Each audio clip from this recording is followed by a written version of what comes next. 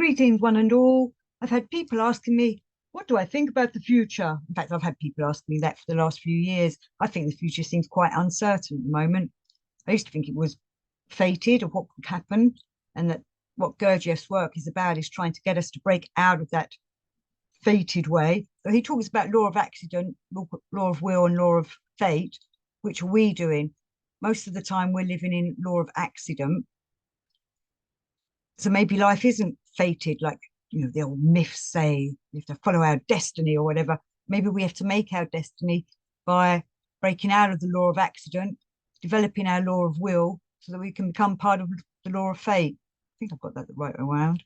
But then I found let me just find it for you, In Search of the Miraculous, because I have lots of people ask me about what the future foretells, and I know that we all want to know what's going to happen in the future. How are we going to survive, especially with the way the shit show of the last few years has been? Everything seems quite uncertain, doesn't it? And I did this show recently about vibrations feeling odd and my solar plexus being out of place, whatever, and that got a few people in touch, also feeling that way, but also leading to the questions of what do you think the future foretells or holds for us all. But I found this in Search of the Miraculous. So this is Ouspensky to Gurdjieff. I want to know the future, says Ouspensky. Gurdjieff. In order to know the future, it is necessary to know the present in all its details, as well as to know the past. Today is what it is because yesterday was what it was. And if today is like yesterday, tomorrow will be like today. If you want tomorrow to be different, you must make today different. What happens or may happen to us depends upon three causes, upon accident, upon fate, or upon our own will. Such as we are almost wholly dependent upon accident. We can have no fate in the real sense of the word any more than we can have will. If we had will, then through this alone we should know the future, because we should then make our future such as we want it to be. It is impossible to tell the future for mad machines. And mad machines go by the law of accident. Mad machines, I just love it. I've been talking about sheep all this time, but we are all machines until we break free from that programming. And when we're caught up in the programming and being the mad machine, then anything could happen that's out of our control. We're not in control of our own destinies. We're not in control of what it is we want to do. We might think we are, we're not. We have desires, we have wills, we have wishes, but have we made the effort to make them come true and be real? Life is real only then when I am. And when we're a mad machine, we're not real. I was talking to someone the other day who was saying that she was awakened. I don't think many of us are awakened. We're waking up. That's quite different. We're waking up. We want to become awakened, fully awakened. But there's none of us are fully awake because we're still caught up in this shit show.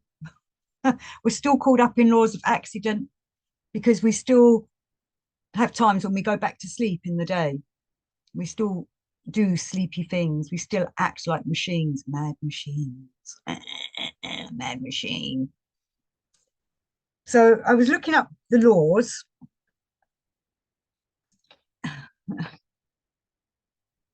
Again, I was going through In Search of the Miraculous at this point, and obviously Ouspensky loves his numbers and his world systems and his gradations of everything, and the laws affect different planets in different ways.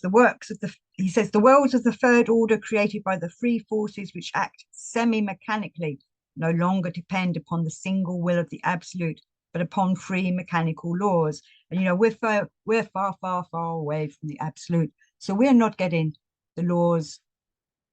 Just a few laws. We've got loads of laws. I always forget how many Earth's got, but loads of laws are working on us and keeping us planetary world. What does it say here? 48, I believe. World 48, the Earth. Or was it 96? I always get all this mixed up. I think 96 is the moon. Anyway, the number of forces in each world indicates the number of laws to which it is subject. The fewer the laws, the nearer it is to the will of the absolute. The more laws there are, the greater the mechanicalness, the further it is from the will of the absolute. We live in a world subject to 48 orders of laws, that is to say, very far from the will of the absolute and in a very remote and dark corner of the universe, us mad machines moving about in the dark. So we're trying to not be impacted by so many laws by developing ourselves, less of them laws of accident work on us. And instead, when we're working on ourselves, we're becoming more attuned to the absolute, so that we become more attuned to the absolute will, and then less laws upon us because we're doing God's thing, the divine source's willing.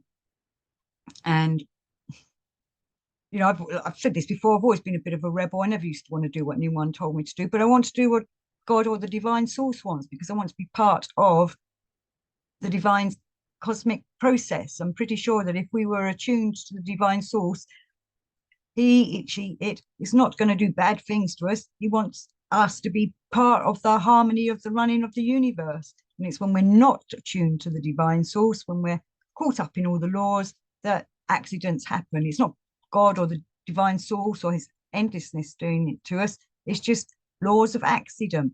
We have free will to do what we want, and that sometimes gets us into some weird scrapes and escapades, and causes us to screw up stuff. Where if we're more awakened, we start falling into the higher category. And Ouspensky goes on about a miracle. A miracle is the manifestation in this world of the laws of another world. On the earth, we are separated from the will of the absolute by 48 orders of mechanical laws. 48 orders of mechanical laws. That's, oh, I wonder if that's why we struggle so much in doing this work. Got all these laws pounding down on us, and we're trying to break free from them. And I do believe by working on ourselves, we do loosen us away from them. They have a lesser and lesser effect on us. And he says, the possibility for man to gradually free himself from mechanical law exists. Long and persistent attempts to gain freedom from them will convince him of his slavery. And, you know, I can't deny that convincing happens all the time. Every day, I'm more and more aware of how I'm a slave to this planet and how I just easily fall into mechanical ways.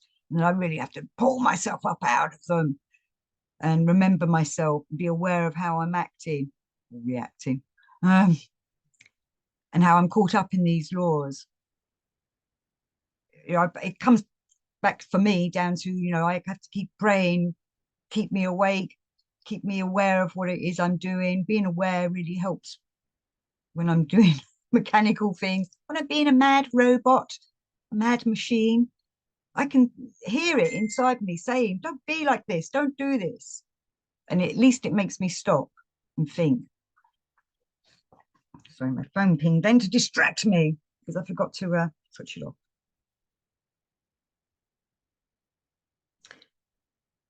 Man lives in life under the law of accident and under two kinds of influences, again governed by accident. You know, and these influences are part of what Gurdjieff talks about in All and Everything. So he's talking about, obviously, law of 7 and law of 3, Parapassionop and the sacred Triamasikamno. And Gurdjieff reminds us in All and Everything, these two fundamental cosmic sacred laws by which at the present time also the whole of our present megalocosmos is maintained and on the basis of which it exists. And when we're not working on ourselves, we're kind of pulling ourselves out of them laws and not letting them laws, well, not letting us work within them laws. He talks in All and Everything about all without exception of both the large and small concentrations in all our megalocosmos are formed from these active elements belonging to 7 independent classes, and they have their own subjective properties. These subjective properties, and likewise their proportions of vivifyingness, are actualized firstly according to what form of functioning of the 5th stockholder of the sacred heptaparanox,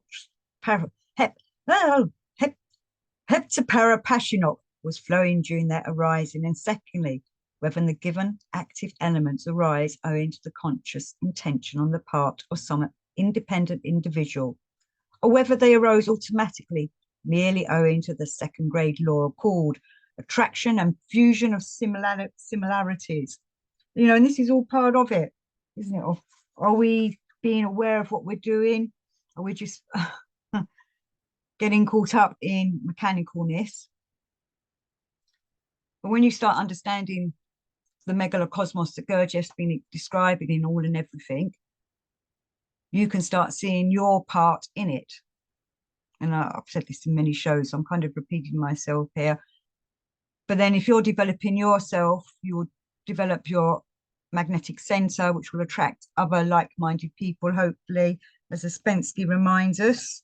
Hold on, let me just go back to Ouspensky. He says, he may meet another man who knows the way and who is connected directly or through other people with a center existing outside the law of accident. So we're trying to develop ourselves, so we take ourselves outside the law of accident. Instead, become caught up in the law of fate and will. So we're needing to develop our will. Magic is all about developing your will and having the strength to develop it, to be aware of what you're doing, hopefully doing it for the betterment of yourself and the universe, not for evil, dark, black magic things, please, peoples.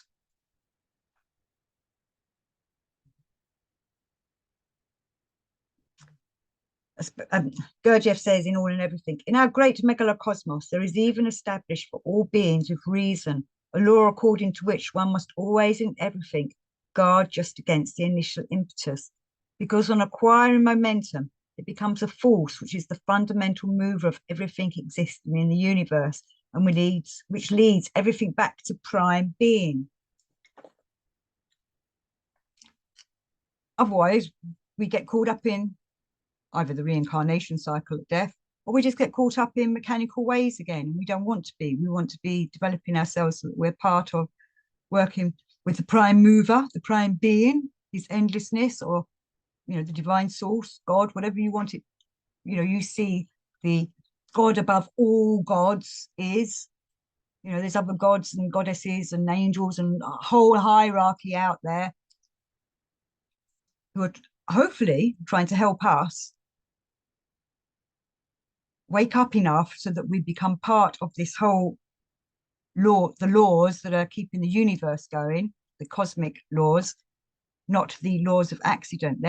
They're trying to wake us up so that we can be aware of ourselves, develop our will, and work on ourselves and live, be alive, be real. And waking up leads to, hopefully, at some point, awakening. And like I was saying, you develop your magnetic center, you attract hopefully like-minded people, possibly even an awakened person who will guide you onwards. But there is a warning. Let me just find this warning. This is from Gurdjieff.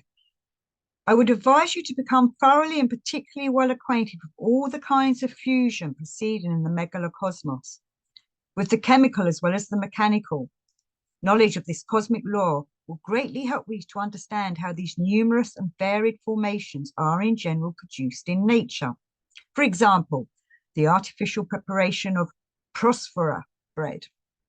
In this bread, the crystallization of cosmic substances is also obtained according to the law of triamazicamno, wholly affirming or active principle water, denying or passive principle flour, wholly reconciling or neutralizing principle the fire that makes the, you know, cooks the ingredients that we've just mentioned. And we need to try and apply this to all parts of our lives and see what we're doing, hopefully for a development of ourselves. And maybe we'll be able to see the future. In fact, what we're trying to do is to break free from the planned future of being caught up in mechanicalness, being awakened enough to see through all that and make a future that we want to see and be part of an evolving life and an evolving universe, not a static, repetitive, mechanical madness kind of universe or life. So I'm going to leave it there, but thank you very much for watching and listening. Go forwards, developing your will, your conscience, your consciousness. And let's wake up, peoples.